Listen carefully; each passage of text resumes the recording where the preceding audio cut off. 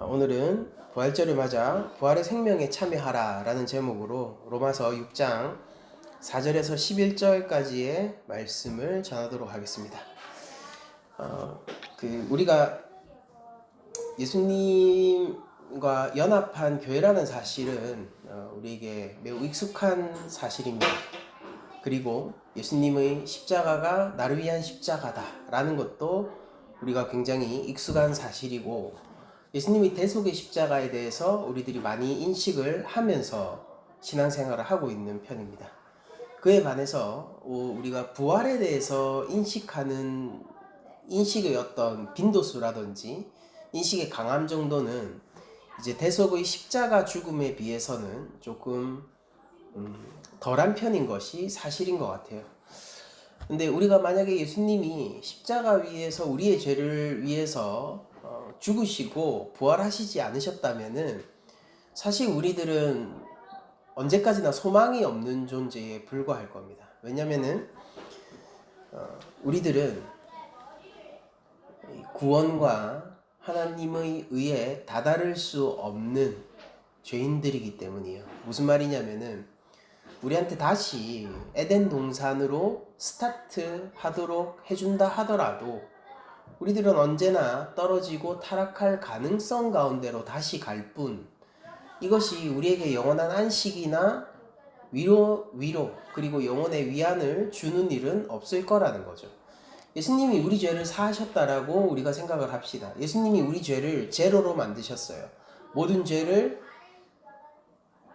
스타트 라인에 설 수 있도록 이전의 모든 죄들 그런 것들을 싹 말끔히 도말하셨다라고 우리가 가정을 해보면은, 그럼 거기서부터 우리가 새로 만약에 출발을 할 수 있는 기회가 주어진다면은 그럼 우리가 정말로 자신이 있느냐라는 것이죠.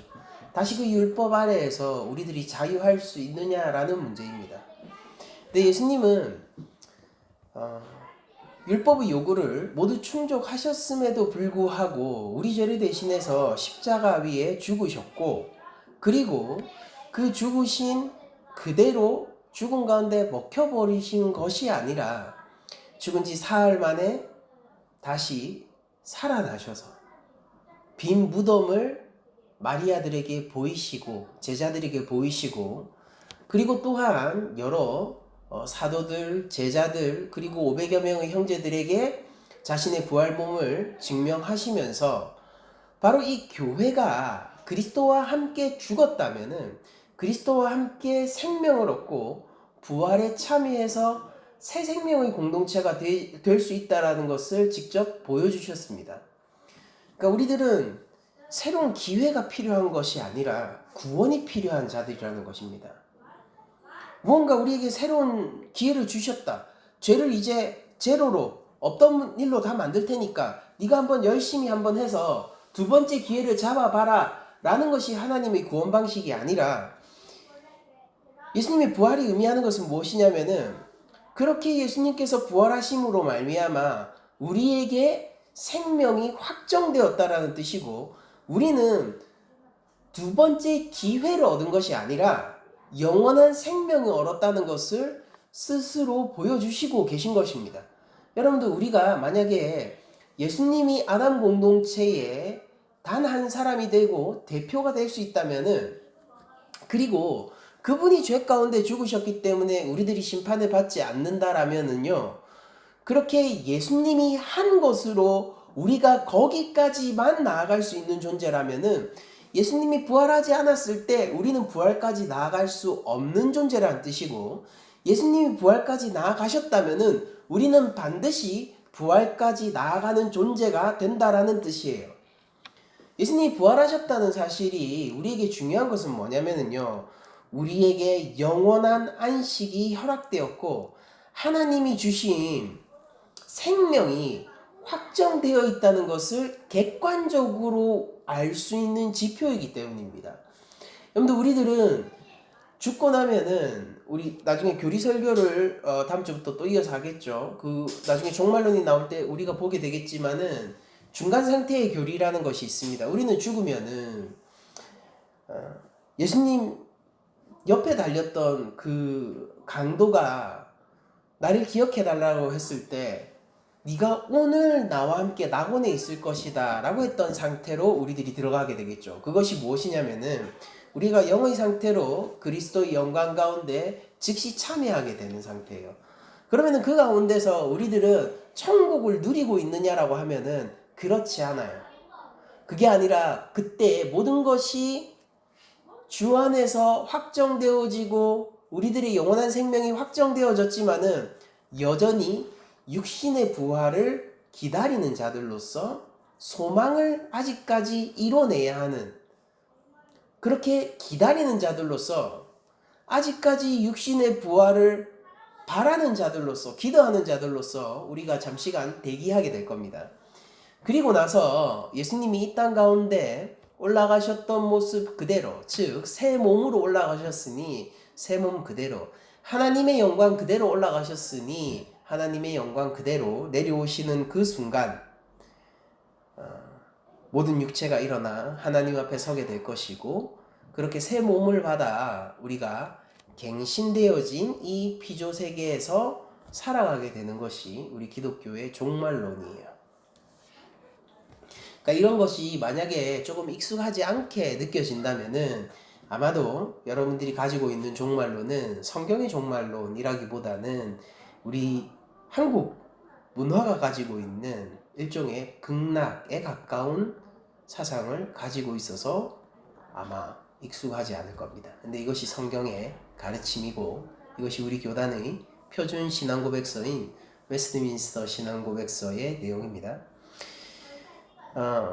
어쨌든 우리가 주 안에서 영원한 생명을 얻은 자들로서 새 몸으로서 영생을 살아가는 자들로서 이제 확정해주는 사건이 예수님의 부활 사건인데, 여러분들 그러면은 우리가 이 간격이 있잖아요. 예수님이 부활하셨다는 이 객관적인 사건.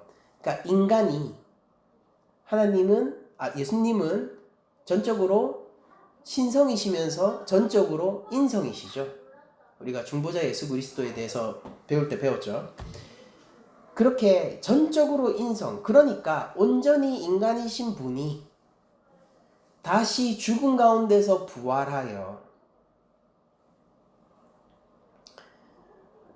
새 육체를 얻으셨다고 하는 것은 인간이라면 거기까지 갈 수 있는 객관적인 지표가 된다는 뜻입니다. 맞죠? 올림픽 우리 기록들이 있죠. 그러니까 뭐 마라톤에서 유명한 킵초게 선수라든지 아니면은 100m에서 유명한 뭐 우사인 볼트라든지 그런 선수들이 세계 신기록을 세우지 않습니까? 그럼 그게 어떤 지표로 작용하게 되냐면은 인간은 최대로 나아갔을 때 거기까지 갈 수 있다라는 최대치의 지표를 보여주는 거예요. 그러니까 나는 못할 수도 있어요. 100m를 그렇게 못 달릴 수 있고 뭐 마라톤 세계 신기록이 아니라 그냥 41.192km가 아니라 그냥 500m 가면 지치는 사람일 수도 있습니다. 근데 그렇다고 해서 인간의 능력이 거기까지 도달할 수 있다라는, 이미 도달했잖아요. 인간의 능력이 최대한으로 발현되었을 때 거기까지 도달할 수 있다라는 객관적인 지표가 사라지는 건 아니죠.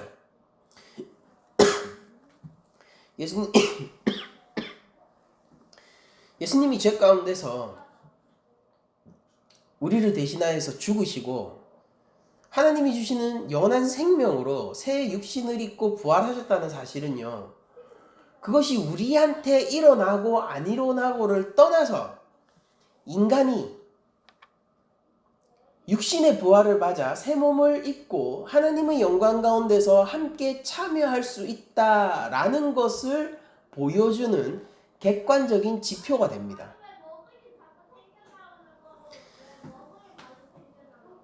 그리고 그것이 우리에게도 일어나려면은 예수님을 믿어서 하나님의 백성이 된 우리에게도 동일하게 주관적인 경험으로 일어나려고 하면은 언제까지 기다려야 되냐면은 예수님이 이 땅에 다시 오실 때까지예요.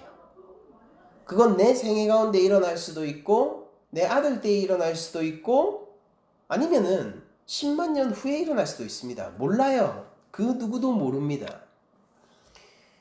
그러나 적어도 우리들이 확신할 수 있는 것은 뭐냐면 예수님이 새 몸으로 입으신 객관적인 사건은 주님이 이 땅에 다시 오시는 그날 하나님의 모든 통치가 이 땅을 뒤덮고 하나님을 아는 지식이 물이 바다를 덮인 같이 모든 사람 가운데 임하고 모든 육신들이 일어나 하나님의 심판대 앞에 서게 되는 그날, 바로 그날 우리에게 일어나게 된다라는 사실만큼은 변함이 없어요.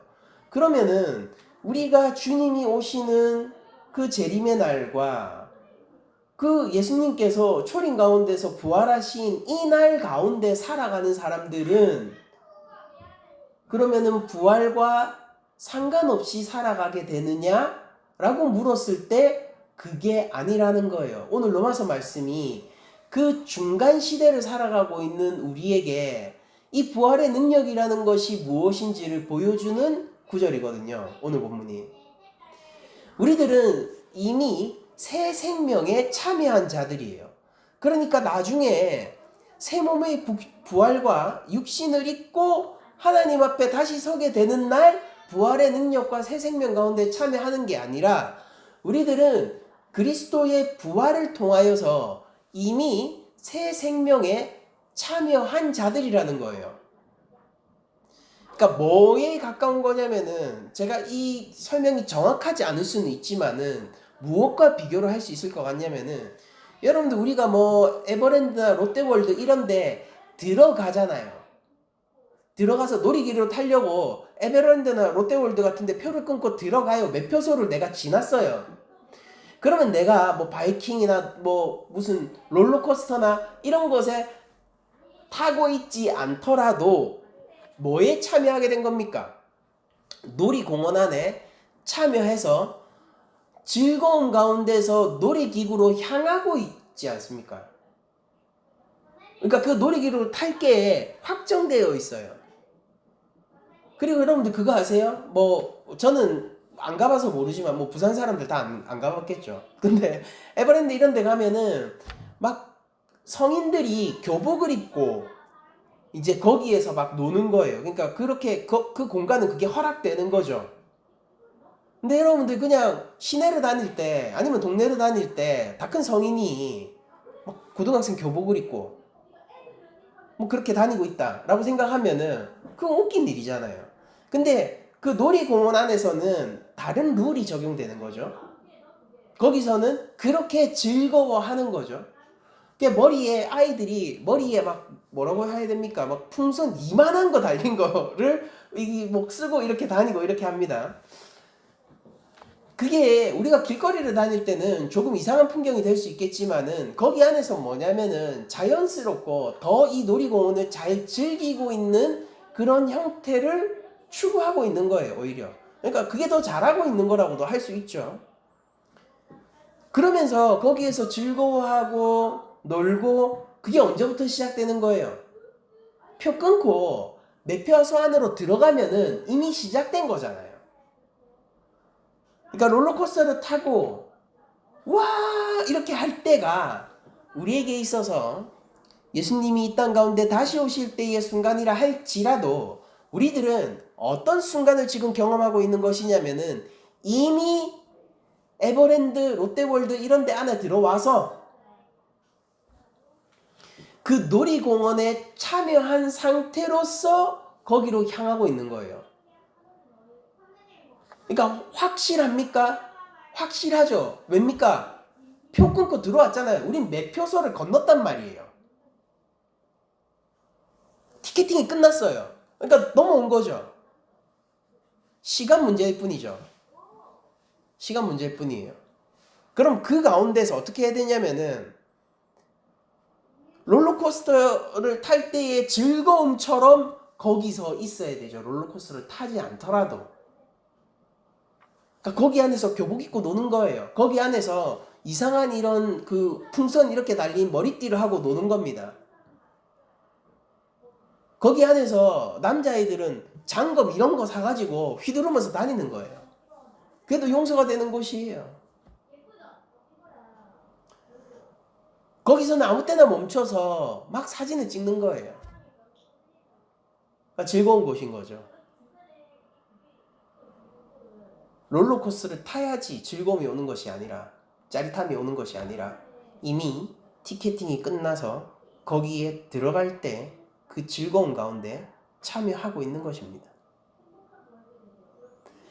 예수님의 초림과 재림 사이, 그리고 초림 가운데서 부활하신 예수님이 새 몸을 입으신 그 순간부터 우리가 예수님이 다시 오실 때 새 몸을 입게 되는 이 중간 사이에 우리들은 그리스도의 죽음에도 참여했고 그리스도의 부활에도 참여한 교회로서 살아가는 거예요. 이것이 완성된 상태로서 우리한테 주어지지 않는다고 하더라도 우리는 어떤 면에서는 아직 덜 죽었어요. 그리고 어떤 면에서는 우리는 아직 완전히 살지도 않았어요. 그러나 그렇다 하더라도 지금 우리는 어디 가운데 있는 거냐면 새 생명 가운데 있는 겁니다. 그러니까 우리들은 중립의 상태에 놓여서 어딘가를 향해서 가는 게 아니라 티켓팅이 끝난 상태에서 놀이공원 들어온 상태로 거기로 가고 있다는 소리예요. 새 생명에 참여한다라는 것은요, 이제 내가 하나님을 기쁘게 해드릴 수 있는 자로 변모했다라는 뜻입니다. 우리가 이야기를 돌려서 아담과 하와의 에덴 동산으로 한번 넘어가 보도록 할게요. 여러분들, 우리가 에덴 동산에서 일어난 사건, 선악과를 따먹은 그 비극적인 사건을 우리가 기억하죠. 그러면은 비극적인 사건이 일어난 그 에덴 동산에서 아담과 하와가 영생을 가지고 있었는데 하필이면은 그 선악과를 따먹어서 죽음 가운데로 떨어진 걸까요? 아니면은 육신의 죽음을 가지고 있는데 영생을 얻을 것인지 영벌을 얻을 것인지를 향해서 나아가는 길을 가고 있었을까요? 일반적으로 우리 개혁주의권, 복음주의권에서는 후자의 학설을 선택합니다. 왜냐면은 생명나무가 금지되어 있잖아요. 나중에 에덴 동산을 떠날 때에 천사와 불타는 검으로 생명나무를 지켜요. 무슨 얘기냐면은 죄 가운데서 영생을 얻으면 영벌이지 않습니까? 그러니까 그걸 막은 거예요. 그 말은 그 이전까지 아담과 하와가 생명나무를 먹지 않았다라는 뜻이기도 합니다. 아담과 하와는 하나님의 형상 그 자체로 창조되었지만은 그러나 여전히 피조물로서 육신의 죽음이라는 지배를 받고 있는 상태입니다. 그리고 자신의 삶을 통하여서 하나님의 요구, 율법적 요구, 조금 더 정확하게는 행위 언약이겠죠. 행위 언약을 달성하고 본디 뭘 했어야 됐냐면은 선 가운데에서 악을 배우고, 선악에 대한 지식은 반드시 필요한 겁니다. 선 가운데서 악을 배우고 하나님이 악을 아시는 것처럼 나도 악을 알고, 그러나 악에 대한 경험적 지식은 없는 상태에서 선악을 알고 자발적으로 하나님과 영원히 함께하는 삶을 선택하고 믿음 가운데에서 영생을 얻던지, 아니면은 실제 역사가 흐른 대로 우리들은 알고 있죠. 죄 가운데에서, 이때 죄를 안다라는 것은 우리가 죄 가운데 빠져 있고 비참 가운데 빠져 있고 이것을 그냥 아는 것뿐만이 아니라 경험적 지식으로도 안다라는 소리예요. 그 비참 가운데서 의를 배우고 그 의를 통해서 영생을 얻던지 둘 중에 하나였어요. 그러나 모든 것을 아시고 모든 것을 결정하시고 모든 것을 자신의 기쁘고 선한 뜻대로 하시는 하나님은 우리에게 십자가를 허락하셨고 선악과를 따먹는 것을 허락하셨고 그리고 우리는 지금 그런 어중간한 죄 가운데서 선을 배우는 상태로서 살아가고 있는 것입니다. 그럼 이 끝은 무엇이냐면은 영생이겠죠. 구원과 영생이겠죠. 예수님이 이 땅 가운데 오셨으니까 당연한 얘기겠죠. 그럼 우리들은 여러분들 이 죄인들이 이 가운데서 선을 배워야 되잖아요. 이 가운데서 선을 배워야 된단 말이에요. 본디 하나님과 교제하고 마치 하나님의 신부처럼 있어야 했던 우리들이 우상을 선택하고 바람핀 겁니다. 뱀을 선택한 거예요. 마음이 그쪽으로 가버렸다고요. 거기를 사랑하게 돼버렸다고요. 이게 타락이거든요. 여러분 생각해 보세요. 결혼하신 분들이 있다면 더 잘 알 텐데 내 배우자가 바람 폈어요. 그러면은 좋은 일을 하기 위해서 나에게 편지를 쓰는 것이 그게 좋아 보입니까? 배고프지 이러면서 나에게 거한 식탁을 차려줘요. 여러분들 그 밥상이 기쁘겠습니까?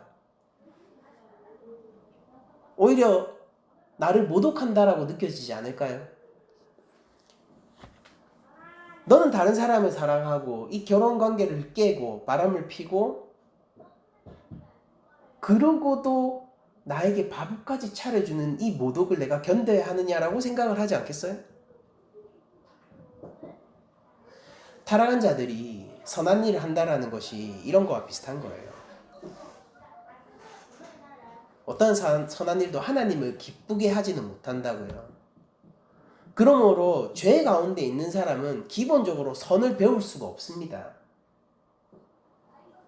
그들이 선한 일이라고 추구하는 모든 것이 하나님 앞에서 결국 악한 것이기 때문이에요. 진리는 하나님의 살아계신 하나님과의 관계성 가운데서 결정되는 거지 어떤 명제를 이루느냐 아니냐로 결정되는 게 아니라서 그런 거예요. 우리가 죄 가운데 있고 이 죄된 삶 가운데서 선을 배워가야 하는데 그것도 선에 대해서 경험적 지식까지 있도록 배워야 하는데 왜냐하면 악에 대한 경험적 지식은 필요 없어요. 하나님도 그거 필요 없으니까 하나님이 안 그러시니까. 그런데 우리가 하나님과 함께 하려면은 하나님은 선에 대한 경험적 지식이 충분할 뿐 아니라 모든 하시는 일이 선이시죠. 그러니까 우리도 그런 의로 가기 위해서 경험적 지식 가운데서도 선을 행해야 되는데 우리들은 그게 불가능한 상태라고요. 바람핀 배우자란 말이에요. 우리가 가늠한 여인이고 가늠한 남편이란 말입니다. 무엇으로 우리의 신랑을 우리의 신부를 기쁘게 해줄까요? 우리가 무언가를 하면 할수록 더욱더 나의 배우자를 모독하는 결과가 나오게 된단 말이에요. 저 집 가서 저 집에서 사랑을 나누고 저 집에서 가정을 꾸리고 저 집에서 행복한 웃음을 지으면서 한 번씩 원래 집 와서 내가 이거 명품 선물 줄게 라고 하면서 멋진 스포츠카, 멋진 명품 이런 것들을 준다고 해서 그게 어떻게 선한 일이 될 수 있고 기쁨이 될 수 있는 거예요. 상대를 위해서 사랑을 표현하고 무언가를 선물한 건 중요하다? 중요하죠. 그러나 관계적인 진리라는 것은 그 명제를 달성하느냐 아니냐 이상의 문제라는 거예요. 죄인은 하나님을 기쁘게 못하고 선을 경험할 수가 없어요.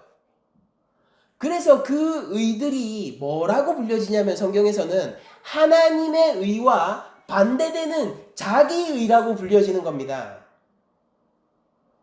우리들은 의를 쌓되 자기의를 쌓는 존재고 우리는 여전히 죽음 가운데서 있는 존재란 말이에요. 어떻게 되면 내가 살아있는 이상 내 의가 나에게 가득 차 있어서 내 의가 나를 지배하는 이상 우리들은 죽은 목숨이라는 거예요. 그런데 예수님의 부활은 이 모든 것을 뒤집습니다. 그리스도의 십자가 죽음 가운데 참여하여 내가 죽고 그리스도의 의가 나를 지배하게 하며 내가 이 죄인의 상태에서 그리스도를 붙들어서 그리스도의 의를 붙들어서 성령과 함께 우리의 삶을 살아가게 되면은 이 로마서에서 고백하는 것처럼 우리가 그리스도와 연합함으로 말미암아 새 생명의 사람이 되는데, 이 새 생명의 사람이 됐다는 게 뭘 뜻하는 거냐면은 내가 이제 이 저 집 가서 내가 바람피던 내가 저 집을 완전히 버리고 저기 있었던 가짜 신랑 가짜 신부 버리고 참 신랑 참 신부에게로 오게 되었다라는 얘기예요. 이게 새 생명이에요. 그럼 이제부터는 뭘 할 수 있냐면은 내가 밥을 차려주면은 그걸로 하나님에게 기쁨이 되는 겁니다. 내 배우자에게 기쁨이 되는 거예요. 내가 선물을 하잖아요. 더 이상 모독이 아니에요. 왜냐면 내 배우자, 우리 교회의 신랑 되신 예수님은 어떤 분이시냐면은 이스라엘의 신랑 되었던 여호와 하나님은 어떤 분이었냐면은 오래 참고 더디 노하고 사랑이 많으시고 인자가 풍부하시고 우리를 용서하신 분이거든요. 우리를 용서하신 분이에요. 우리를 받아주신 분이에요. 호세아 선지자에게 하나님이 이렇게 얘기합니다. 저 고멜이 계속 나가서 다른 남자 만나고, 심지어 어땠냐면은 호세아가 준 돈으로, 호세아가 준 음식으로 먹고 살면서 그게 자기가 바람피고 있는 그 남자가 준 걸로 착각하면서 사는 사람이 고멜이지 않습니까? 근데 뭐라고 얘기하냐면은 심지어 그 새 남편이 어떻게 했냐면은 고멜을 팔아버려요. 이용만 하다가. 그러니까 하나님이 호세한테 뭐라고 명령하냐면은 가서 끝까지 찾아와. 값 치러. 원래라면 다 무효여야 되는 거 아니에요? 원래 내 아내인데. 근데 가서 값 치르고 갖고 와. 데리고 와. 끝까지 찾아. 그게 하나님이 이스라엘을 향한 마음이었습니다. 예수님이 우리를 향한 이 갈피를 알지 못하는 이 양과도 같은 이 우둔한 우리들을 향한 예수님의 사랑이 바로 그것이기도 하고요. 우리를 용서하셨어요. 우리를 사랑하신단 말이에요. 그래서 이제 내가 저 집에서 건너와서 본래 있어야 할 본향 나의 참 신랑에게로 우리들이 돌아와서 여기서 새 생명을 누리는 겁니다. 무슨 얘기냐면 우린 더 이상 죄 짓지 않을 수 있게 된단 말이에요. 죄를 짓지 않을 수 있단 말이에요. 여러분들 저 집에 있는 이상요. 새 남편, 새 아내, 내가 가늠한 자로서 우상 숭배자로서 저 집에 있는 이상 어떠한 좋은 것으로도 죄를 짓지 않을 요량이 없습니다. 그 모든 것은 하나님에게 모독이 될 거예요. 아니 차라리 하지나 말지. 이것이 의인내 깍죽되는 순간 더욱더 큰 모독을 하나님이 받으실 수도 있단 말이에요. 제가 생각만 해도 끔찍해요. 바람핀 배우자가 제 생일을 축하하러 생일 케이크를 사들고 와서 노래를 불러준다라고 한다면은요, 여러분들 그 순간 너무 비참할 것 같아요. 이렇게까지 나를 모독하는가라고 생각을 할 것 같아요. 그러니까 우리가 원래는 선을 행할 수 없는 존재라니까요. 자기 의는 가능하지만 하나님의 의는 불가능한 존재가 우리 인간이라니까요. 그러나 새 생명에 그리스도의 부활에 참여한 자들, 그리스도와 연합하여, 그러니까 하나 되었다라는 거예요. 남녀가 결혼해서 하나 되듯이 연합하여서 새 생명에 참여한 자는 이제 죄짓지 않을 수 있습니다. 그러니까 세상 사람과 비교하지 마세요. 저기는 내가 상상할 수도 없는 너무나도 멋진 건물로. No. 그게 하나님께 모독이 될 수 있다니까요. 내가 준비한 건 이 작은 편지뿐인데, 그러니까 그게 하나님께 기쁨이 된다니까요. 저 사람의 성품이 얼마나 성경에서 얘기하는 성품인지, 그게 하나님께 모독이 된다니까요. 아, 나는 늘 모자라고 늘 약한데 오늘 조그마한 순종 하나 했을 뿐인데, 그러니까 그게 하나님께 기쁨이 된단 말이에요. 우리가 새 생명 가운데 참여한 자들이기 때문이죠. 우리는 그렇게 이 죄인의 상태에서 선에 대해 배우고 선을 경험적 지식으로 쌓는 거예요. 왜입니까? 하나님과의 관계적 차원에서 회복이 되었고, 우린 더 이상 죽은 존재가 아니라 살아있는 존재로서 그리스도와 연합해 있기 때문입니다. 이제부터 우리의 모든 선을 향한, 하나님을 향한 하나님의 영광과 우리 구주 되신 예수 그리스도의 영광을 향한 발걸음 하나하나는 모두 깊은 의미를 가지게 됐다라는 거예요. 초림 가운데 오신 예수님의 부활 사건과 재림 가운데 오셔서 그 부활 사건을 덧입어서 새 몸을 입게 된 우리들, 이 간극 사이에 몇 년인지도 몰라요. 얼마나 지속될지도 몰라요. 그러나 우리가 이 교회 시대, 이 종말의 시대 가운데서 우리들이 살고 있잖아요. 우리는 그런 백성이잖아요. 신약의 백성들. 이 교회 백성들이 이 가운데서 살아나면서 무슨 일이 벌어지냐면은 바로 여기에서 새 생명에 참여해, 즉 우리 에버랜드 들어와서요. 들어와서 이제 기뻐하면 그게 진짜 기쁨이 되는 거예요. 여기서 노는 건 진짜 노는 거예요. 밖에서 교복 입고 머리 이상한 거 쓰고 검 휘두르면서 다니면은 그거는 아니라고요. 룰이 안 맞다니까요. 사람들이 와 재밌겠다라고 보는 게 아니라 정신 나갔네라고 볼 거 아닙니까? 근데 티켓팅하고 들어오면은 에버랜드 들어왔어요. 롯데월드 들어왔어요. 이제 뭡니까? 파티예요. 파티를 하는 거예요. 우리가 티켓팅하고요. 예수님이 티켓팅 끊어주셔가지고 우리가 그리스도와 연합해서 저 집이 가늠한 자가 아니라, 저 집이 아니라 본향 가운데 우리의 참된 신랑 가운데 주께서 우리를 찾으심으로 여기에 왔습니다.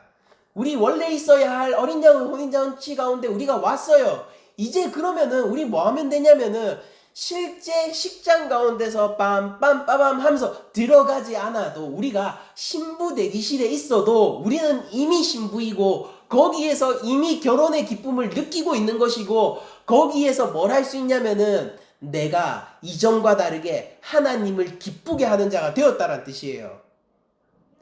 이게 이 중간 과정에서 일어나는 이야기란 말이에요. 여러분들, 우리의 발걸음 하나하나, 우리의 생각 하나하나, 그러므로 여러분들 우리는 책임 있는 존재잖아요. 그러니까 여러분들 말하는 것을 조심하시고 행동하는 것을 조심하세요. 이제 우리가 발걸음 하나하나, 말하는 것 하나하나가 아주 큰 의미를 가지게 됐다고요. 이전에는요, 아무리 멋진 것을 이야기하고 멋진 달리기를 하더라도 의미 없어요. 하나님께 모독이란 말이에요. 근데 지금 다르다고요.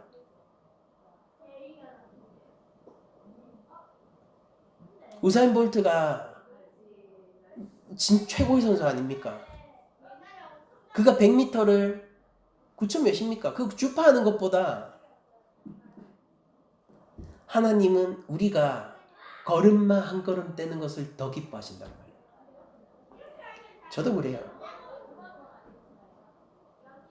우사인 볼트가 100m를 몇 초에 뛰든 저 상관없어요. 관심 없어요. 근데 우리 아민이가 첫 걸음마를 떼던 순간을 저는 지금도 기억합니다. 그게 더 소중해요, 저한테.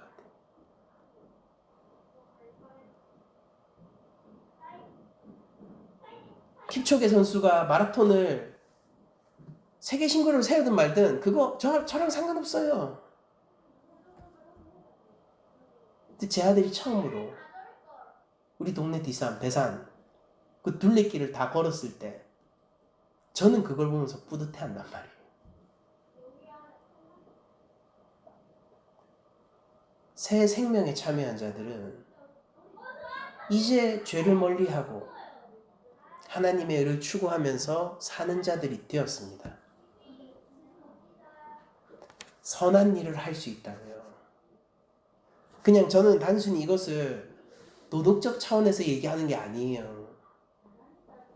물론 도덕적 윤리적 차원을 품고 있는 것이기 때문에 그것과 상관없다는 게 아니라 단순히 도덕적 윤리적 차원에서 얘기하는 게 아니라 그걸 품고 그거 다 끌어안아요. 다 끌어안고 그걸 넘어서서 하나님과의 관계적인 측면에서 우리가 그리스도의 신부라는 소리입니다. 하나님 자녀 됐다라는 소리예요. 이전에 죄와 사망 가운데 죽음 가운데서 고통받던 자들이었는데 이제 우리가 생명으로 나왔다라는 거예요. 근데 이것이 우리 가운데 할렐루야고 우리의 기쁨이고 여러분들 예수님 믿는 이 즐거움이라는 게 이런 데서 오는 거죠. 우린 더 이상 허송세월하지 않아도 돼요. 본디 죄인이었던 우리들은 끊임없이 허송세월을 하는 자입니다. 뭘 해도 안 되니까 그런 거 아니에요. 뭘 해도 안 되니까. A를 하면 A로 죄짓고 B 하면 B로 죄짓고 C 하면 C로 죄짓는 거 아니에요. 좋은 것을 하면 좋은 것으로 죄짓고 나쁜 것을 하면 나쁜 것으로 당연히 죄짓는 게 우리였지 않습니까? 자기의 의는 쌓을 수 있을지언정 인간의 의는 쌓을 수 있을지언정 하나님의 의를 언제나 모독할 수밖에 없던 게 타락 가운데 있던 우리였잖아요. 여러분들 찬양하십시오. 예수님이 부활하셨습니다. 우리 죄를 십자가 위에서 도말하시고 우리를 새로운 출발점에 세우신 게 아니라 티켓팅에서 들어오셨어요. 부활하셨어요. 우리가 생명을 가지고 있다는 것은요, 거룩하신 하나님을 따라 거룩한 자라는 징표를 받은 것이라는 뜻이에요. 그러므로 우리 삶의 거룩은 특권인 동시에 의무입니다. 우리의 권리인 동시에 의무예요.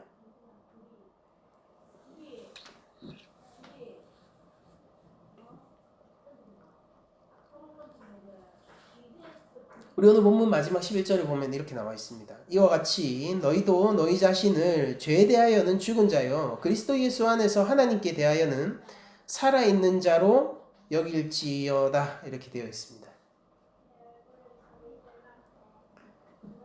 부활의 능력에 참여하는 자들은 먼저 죽고 부활하는 것으로 새 능력에 참여하는 자입니다. 그러므로 우리 교회에서 그럴 일은 없겠지만은 만일 예수님 믿어서 나는 생명이 있고 영생이 있고 그걸로 난 됐어 라고 얘기하는 사람이 있다면은 내가 그리스도의 십자가 죽음 가운데서도 참여했는지를 잘 점검해 보셔야 돼요. 내 마음을 찢고 회개하고 죄인으로 고백하고 하나님을 붙들지 않으면 그리스도의 십자가 없이 내가 아무것도 아니라는 고백을 하지 않고 우리 구주에 대한 전적인 기댐과 전적으로 의지함 없이 내가 예수 믿으니까 생명이 있네 라고 하면은 여러분들 부활의 능력에 참여하는 사람이 아니에요. 우리는 먼저 그리스도 예수 안에서 죽고 하나님 안에서 생명의 능력으로 참여하는 자들입니다.